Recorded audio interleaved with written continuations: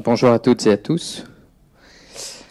Alors, pour les plus jeunes d'entre nous, on se rappellera que dans les années 70, il y avait une pub qui disait qu'en France, on n'a pas de pétrole, mais on a des idées. Et donc, je vous confirme qu'en 2022, on n'a toujours pas de pétrole en France, mais on a des eaux usées. Et avec ces eaux usées, on peut remplacer le pétrole. Pourquoi ? Parce qu'en fait, finalement, avec ces eaux usées, notamment celles issues de l'agroalimentaire, on peut produire de l'hydrogène, du biohydrogène plus particulièrement grâce à des micro-organismes. Alors comment ça marche ? Dans les eaux usées, on a de l'eau bien sûr, mais on a surtout des sucres, des protéines, des lipides et des minéraux. Tout ce qui est nécessaire à une bactérie pour pouvoir se développer et grandir. Chez Athéna Recherche et Innovation, on a isolé un micro-organisme capable de produire de l'hydrogène à partir de ces eaux usées pendant sa croissance. Et elle le fait plutôt vite et bien, puisqu'il lui faut entre 6 et 40 kg de matière organique et 24 heures pour produire 1 kg de biohydrogène. On va pouvoir comme ça créer des écosystèmes locaux autour des industries agroalimentaires, quelles qu'elles soient. Elles vont générer des eaux usées, des déchets qu'on va récupérer et passer dans notre procédé qu'on appelait HNV pour hydrogène nouvelle version.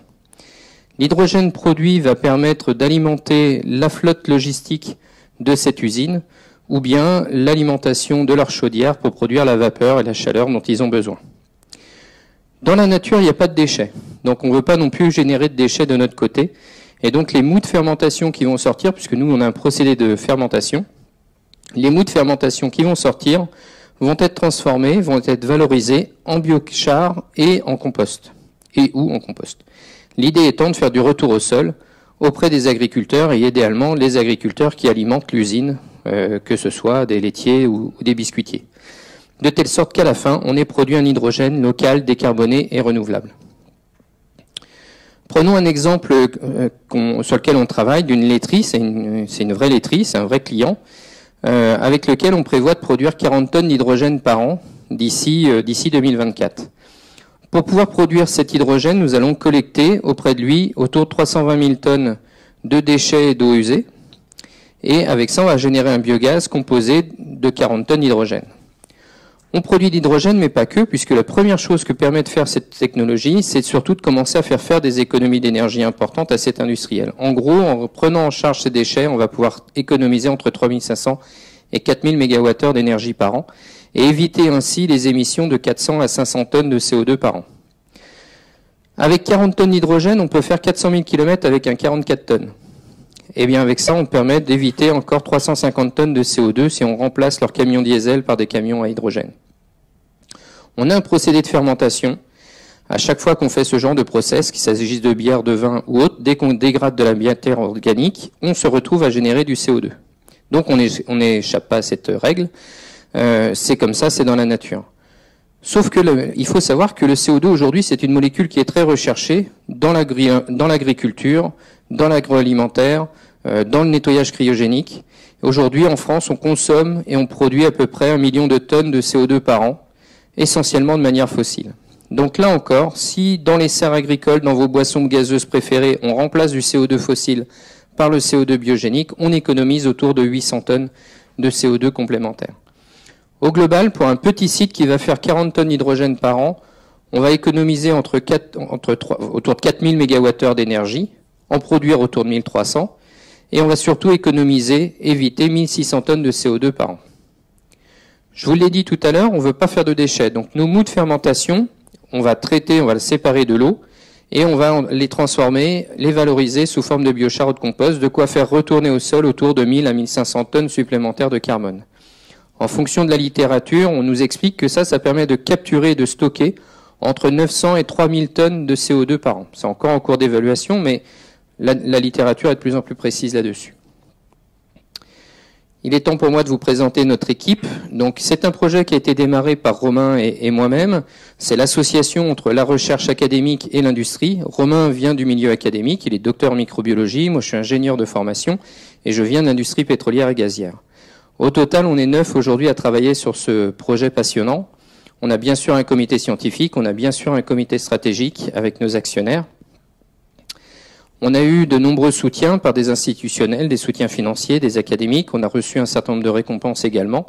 Et leur soutien est très précieux pour nous. Quelques mots sur notre histoire. On l'a dit tout à l'heure, on va fêter nos 5 ans. On a démarré en avril 2017. En septembre 2018, donc un peu plus d'un an après, on avait fait notre preuve de concept à l'échelle du laboratoire. Depuis, nous sommes en train d'améliorer le process, donc en notre phase 2 de R&D. Donc on a multiplié par 60 notre productivité, par 33 nos rendements, par 200 la taille de nos réacteurs. Et on démarre maintenant la phase 3, qui est la préparation du passage à l'échelle industrielle, en passant d'un mode batch à un mode continu, on allait encore continuer d'augmenter la taille des réacteurs, fois 1000 d'ici l'été, fois 4000 d'ici la fin de l'année.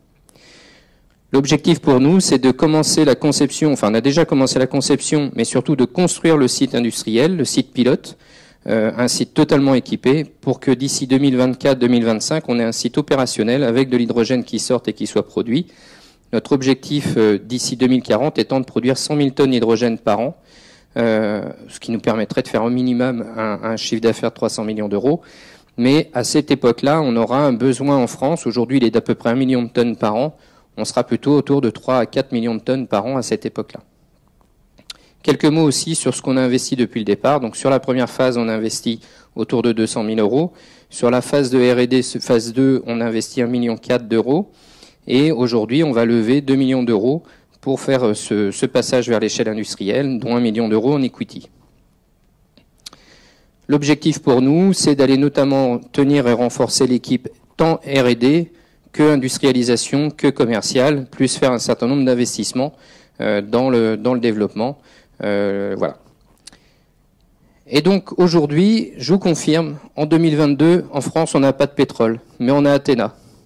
Et donc investir dans Athéna Recherche Innovation, c'est investir sur un projet d'économie circulaire bon pour l'environnement, c'est participer à l'indépendance énergétique de la France, c'est permettre l'atteinte des accords de Paris, c'est aussi investir dans un projet économiquement viable et à fort potentiel, c'est surtout investir dans une équipe dynamique, compétente et plutôt sympathique. Voilà, je vous remercie. D'abord, bravo pour votre présentation. On voit émerger de plus en plus de produits de chimie biologique. Et c'est vraiment un vrai progrès par rapport à la pétrochimie qu'on avait vue. C'est vraiment quelque chose qu'on voit émerger. Et vous êtes un digne représentant. Merci pour votre présentation et votre travail. J'aurais une question sur les parts de marché. Vous orientez plutôt vers le développement du traitement plutôt des eaux usées ou des coproductions agricoles. Quel est votre marché majeur?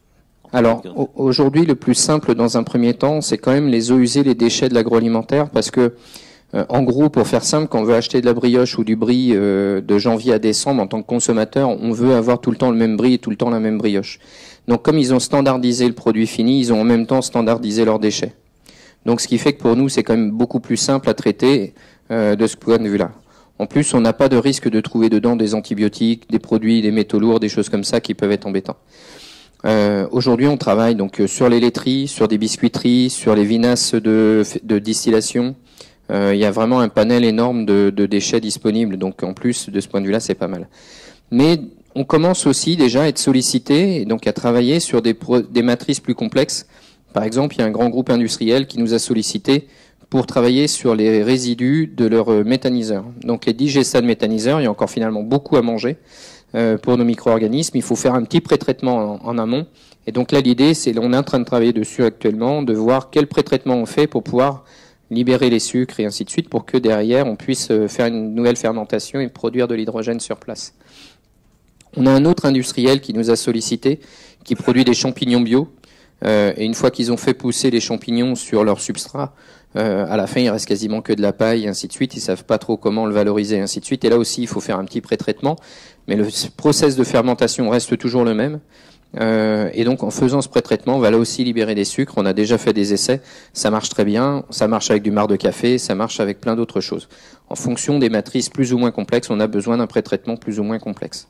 Mais en gros, ça marche plutôt pas mal. Alors, merci déjà pour votre présentation.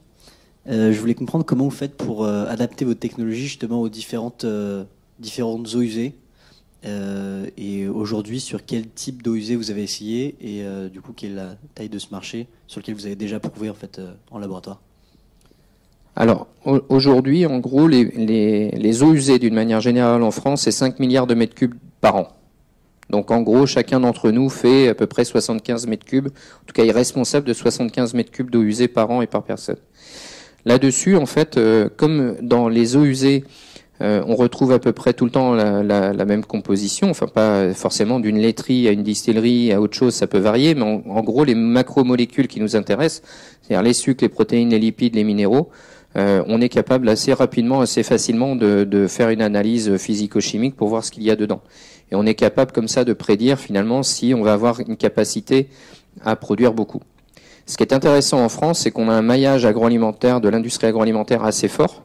Ce qui fait que, par exemple, on peut avoir des eaux usées dans certaines laiteries ou certains process qui sont plutôt faiblement chargés. Donc, ça veut dire qu'on va avoir pas beaucoup d'hydrogène à sortir. Mais à côté, on peut avoir une biscuiterie. Et là-dessus, on va pouvoir mélanger les résidus, par exemple, de dorure de biscuiterie avec l'eau usée de la laiterie qui est faiblement chargée à côté et booster l'un avec l'autre. Donc, on arrive à créer comme ça des écosystèmes. Pour répondre plus directement à votre question qui était de dire comment est-ce qu'on l'adapte, finalement, jusqu'à présent, alors on a testé une quinzaine de micro-organismes, on est allé dans la nature chercher des micro-organismes sauvages, on va dire. Aujourd'hui, enfin tout ce qu'on a testé avec nos micro-organismes, ça marche, quoi. Au fur et à mesure qu'on trouve des micro-organismes qui sont plus performants que les autres, comme je vous dis, on a multiplié par 60 notre productivité, par 33 nos rendements, mais surtout on avait un précurseur chimique au départ dont on a plus besoin. Tout ça, c'est parce qu'on a trouvé des nouveaux micro-organismes qui sont plus performants que le précédent, quoi. Au bout du compte, sans faire aucune ingénierie métabolique, sans faire ce genre de choses, on est capable de faire progresser tout ça et de surtout comprendre comment est-ce que le micro-organisme se sent à l'aise. En gros, l'objectif pour nous, c'est de le mettre dans les meilleures conditions au bord de la piscine avec la caipirinha et de manière à ce que il soit le plus à l'aise possible pour travailler. Et là, en fait, après, une fois ce qu'on a dans l'effluent, je vais pas dire que ça importe peu, parce que c'est la nourriture, c'est quand même ça qui fait que ça tourne. Mais en gros, si elle est dans les bonnes conditions de pH, de température, et qu'il y a ce qu'il lui faut dedans, bah, ça roule, quoi. Et après, là, c'est plutôt l'adaptation, comme je disais tout à l'heure, éventuellement d'un pré-traitement. S'il y a besoin, ça va être le temps de séjour qu'on va changer, ça va être la dilution. Par exemple, aujourd'hui, quand on prend des dorures de biscuiterie, c'est très très très chargé. Donc on pourrait mettre la bactérie dedans, mais elle n'arriverait pas à se développer, c'est pas suffisamment liquide. Donc d'où l'intérêt d'aller chercher des eaux usées faiblement chargées pour pouvoir diluer ça et la remettre entre guillemets dans les meilleures conditions possibles pour pouvoir exploiter son potentiel. C'est ce savoir-faire-là qui est la clé de notre technologie au bout du compte. Merci beaucoup. Donc, effectivement, vous êtes dans un double processus où vous affinez finalement votre produit qui est déjà à un stade de développement très avancé. On est vraiment dans l'affinement que vous faites tester par des utilisateurs. Est-ce que vous pouvez nous parler un petit peu de votre pipeline de futurs clients ou de personnes intéressées, que ce soit du côté de ceux qui apporteront justement la nourriture, de ceux qui utiliseront l'hydrogène après? Comment vous structurez cela? Alors c'est une super question parce que ce qui a été au départ notre moteur, c'était de dire voilà, on va récupérer des déchets, on va produire l'hydrogène et puis on va aller le vendre sur le marché. Et en fait, ces producteurs de déchets sont aussi des consommateurs d'énergie. Donc ils nous ont très vite rattrapés par l'oreille en nous disant non, l'hydrogène, il reste là. Parce que moi, j'en ai besoin dans mes camions, je suis laitier. Tous les jours, j'envoie des camions faire la collecte du lait. Donc j'en ai besoin pour mes camions. Là, sur le site dont on parle, le potentiel global du site, c'est 120 tonnes par an. Avec 120 tonnes, on remplace 15 de leurs 20 camions qui seraient passés à l'hydrogène. Donc c'est quand même pas rien, quoi. Ils ont besoin de chaleur, donc ils utilisent du gaz naturel. Ils sont très intéressés pour qu'on puisse mixer ça avec notre hydrogène. Donc au bout du compte, je dirais que celui qui fournit le déchet, c'est aussi peut-être probablement celui qui va réemployer derrière l'hydrogène. On a été sollicité par des gens dans le Cognac qui font de la distillation, qui font des vinasses. Ils ont une obligation aujourd'hui liée à leur appellation contrôlée, qui est de dire qu'ils doivent travailler avec une flamme nue. Donc aujourd'hui, essentiellement du gaz naturel. Et donc ils sont en train de mener tout un tas d'essais pour voir s'ils peuvent switcher à l'hydrogène. Et au bout du compte, de se dire, on a la capacité là d'aller faire transformer nos vinasses. On est en train de les tester, franchement ça marche plutôt pas mal là aussi, pour pouvoir aller derrière alimenter leur usine en hydrogène. Et alors en termes de pipe, ce qui est intéressant avec tous ces industriels-là, c'est qu'ils ont rarement qu'une usine. Et donc, par exemple, il y a aussi un grand groupe laitier avec qui on est en train de discuter. Lorsqu'on lui a dit, enfin, on leur a présenté le projet et ainsi de suite, et ils nous ont dit, ok, nous, on est intéressés, on peut monter un pilote ensemble d'ici 3 à 4 ans, en fonction des temps de développement qu'on peut avoir. Mais ensuite, il faut faire toutes nos usines. Et donc, c'est toutes les usines d'Europe qu'il faut aller faire. Et donc, quand on discute de ça avec des grands groupes de traiteurs industriels et ainsi de suite, c'est la même chose. Ils disent, si ça marche ici, si on arrive à le faire là, on veut que toutes les autres usines soient faites. Donc, en termes de potentiel et en termes de développement, quelque part, le pipe, il va se construire, je ne veux pas dire tout seul, parce qu'il faut quand même aller les convaincre et montrer que ça marche. Mais en gros, si on arrive à en convaincre un site, nous, nos interlocuteurs, c'est à la fois un directeur de site, un directeur industriel du site, mais aussi, finalement, très vite, les gens dans le groupe qui voient ce projet-là côté RSE, côté optimisation énergétique, de manière très, très intéressante. Donc ça, c'est un point qui est vraiment, qui a été notre surprise, finalement, au départ. Nous, on venait un peu humblement chercher des déchets, voir ce qu'on pouvait faire avec ça. Et très vite, ils nous ont dit, mais vous en allez pas si vite. Nous, ça nous intéresse de récupérer le produit. Et alors, par exemple, c'est pareil. Le CO2, il y a des choses qu'on peut traiter sur place. C'est-à-dire que là, on a l'exemple d'une laiterie à côté de laquelle il y a un abattoir. La laiterie consomme un peu de CO2 pour ses eaux usées, pour abaisser le pH de ses eaux usées, mais l'abattoir aussi s'en sert beaucoup. Donc là, on arrive aussi à étendre un peu l'écosystème.